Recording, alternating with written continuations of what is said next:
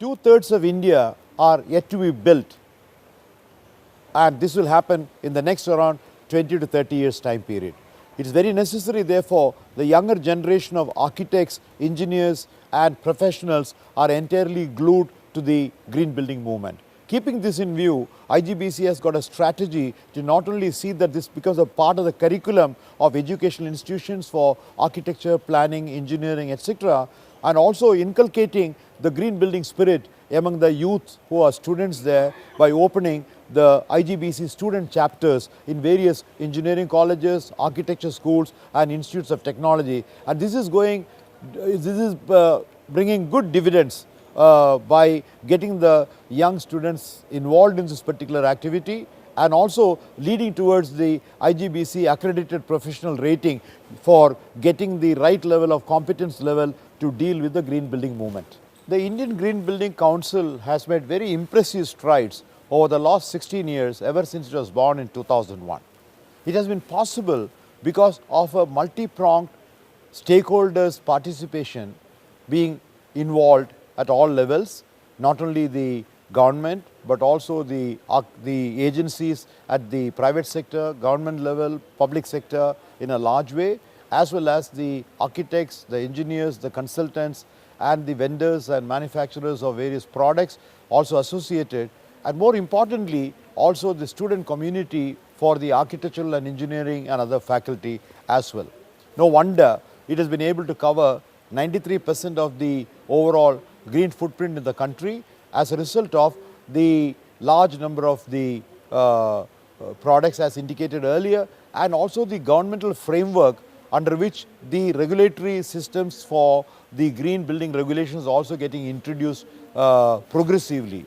The National Building Code Part 11 has already brought the chapter on sustainable development, which is giving an enabling framework for all the local building regulations and state building regulations to cover this, and as a result of that they are also able to give incentives for the green building footprint and the green building activity in a very large way by giving easier and sanctions for the building proposals from environmental impact clearance point of view, as well as the building proposal clearance. Also give incentives by giving additional floor area ratio or floor space index to the extent of 5 to 10% on one side for depending upon the nature of buildings as well as the ratings that's coming. And more importantly, and some of the states also giving in the property tax reduction. All this gives the right incentives for people to come forward because you are giving water efficiency, energy efficiency, waste management efficiency, and more importantly, improving the overall quality of life of the built environment. According to me, in today's era, we cannot be but green. The age of industrialization has gone. The age of automobiles is over, progressing. The age of telecommunications, nets, they all are there. We have industrialized so rapidly, but we did not realize we were doing it at what cost. And the cost was that we forgot to be green, that we were taking from Mother Earth all that she was providing and not giving back. IGBC stands for the 5 Tats, and that's exactly what we are doing. We can see it from the climate change all over the world, especially in India where we are having such shortage of water, extreme climates. According to Mead, the next century is going to be the century for going green. Whether it be automobiles, whether it be construction, whether it be schools, universities, IGBC has penetrated into every sector, DMIC, metros and whatnot.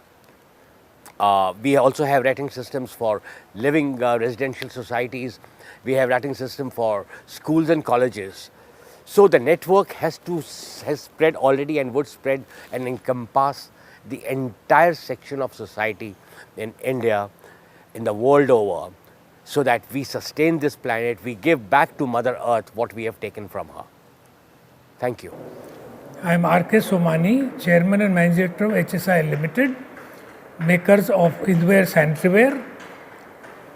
First, I will talk about my association with IGBC and how IGBC is helping the country to make a great change going from the ordinary to green buildings. Basically, green buildings are aligning oneself to the nature. What we do in IGBC is when we do rating, we look at energy saving, water saving, and the like. IGBC has helped us in our manufacture to bring in water efficient products which are certified by IAPMO. We introduced these some 5 years ago, and it's only marginally higher price than the one that we were making earlier. The earlier ones have now been withdrawn, and only WEPI products, 28 items of different consumptions are marketed by us. We are India's largest manufacturer of sanitary ware. We also do export. We are also in the manufacture of fittings, bathroom fittings, where also we have water efficient products, again certified by IAPMO, and these are known as WEPI products. We are doing our bit to save water. Everybody is talking in terms of water being not available by the year 2050, and India is going to face a tremendous shortage. Some cities in India already have problems. There are countries like Spain and others in the continent who during summer have no water at all. India should not go to that situation, and therefore whoever is in the building products manufacturing must make every effort to manufacture low volume closets, low volume fixtures, and whatever else is required to save energy in the building industry. Thank you. Few important things that we should keep in mind are, number one, how do we place the Indian green building movement with respect to similar movements around the world? We should not be lagging behind. We should not be relaxing our expectations for the simple fact that we are a developing country. In fact, it is all the more important for developing countries and their green building movements to be marching together with the world's best green building movements. For example, the measurement and verification, which has been my concern right from the beginning. It's good that buildings are coming up as green buildings, but are we able to maintain them green for their life? That is also going to be important, and I think everybody involved in this movement has a duty to ensure that once green, always remains a green. While it's essential for us to look at what Jyotirmay spoke about, it is very essential for us to, when it's building, it is made up of the components. These components are meeting the life cycle assessment, the life cycle, throughout the life it is green. We have to look at the product from the life cycle perspective, not at looking at one single attribute. So it's essential for us to see how every component of the building, every component that is used in the building meets the requirements and continue to be green as always. Again, it is essential for us to look at a system which enables us to assess the product and also ensure that it is giving a level playing game for all the manufacturers, all the stakeholders, while they select those products as a part of the green building. In fact, all the organizations like UL that are deeply involved in standards making should be continuously looking for the need of defining new standards, refining existing standards, and wherever need be, coining new standards for supporting such movements. It's a journey which has been started with passion, with the commitment, and still there is a long way to travel, and definitely we have long way to reach the ultimate goal that we have set ourselves. It's a journey which cannot be traveled by one, which cannot be propelled by one. In fact, each one of us has to play a role of its propellers, its wheels, its axles, its engines.